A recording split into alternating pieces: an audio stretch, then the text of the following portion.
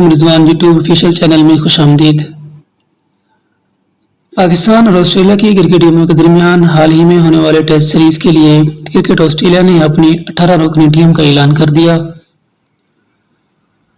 Cricket Australia ने अपनी team में बड़े बड़े नामों को शामिल किया है, जैसे कि Mitchell Starc, David Warner, Steven Smith और उस्मान ख्वाजा शामिल हैं।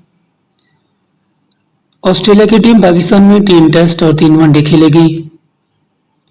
दौरे का पहला टेस्ट 4 मार्च को, दूसरा 12 मार्च को और तीसरा 21 से 25 मार्च के दरमियान कराची में खेला जाएगा।